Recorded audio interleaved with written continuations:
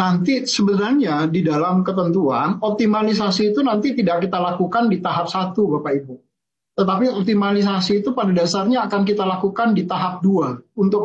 Jadi yang di tahap satu ini kita baru mengolah as it is dulu.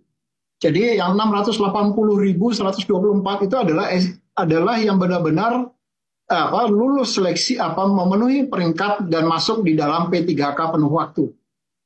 Nah, optimalisasi nanti akan kami lakukan kalau ternyata kita ingin ternyata masih ada nih yang sisa, itu akan kita lakukan di pengolahan di tahap kedua. Jadi setelah tahap 1 dan tahap 2 tentu nanti urutannya adalah yang di tahap 1 tadi itu akan mendapat prioritas pertama, tetapi tujuannya adalah supaya semua kemudian bisa mendapatkan hak yang sama, yang setara. Karena ini sifatnya adalah afirmasi. Jadi tidak mungkin afirmasi kemudian diberikan hanya dengan asas ketidakadilan misalnya.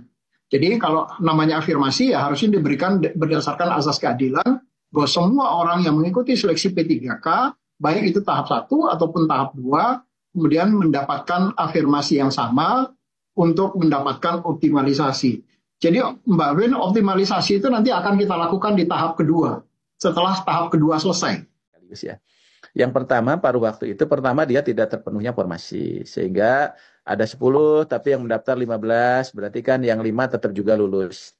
Tapi dia paruh waktu, dia akan diberikan NIP, tapi penggajiannya belum gaji P3K, tapi dengan penghasilan yang mereka terima saat ini. Tapi tetap di SK-kan seperti biasa gitu ya.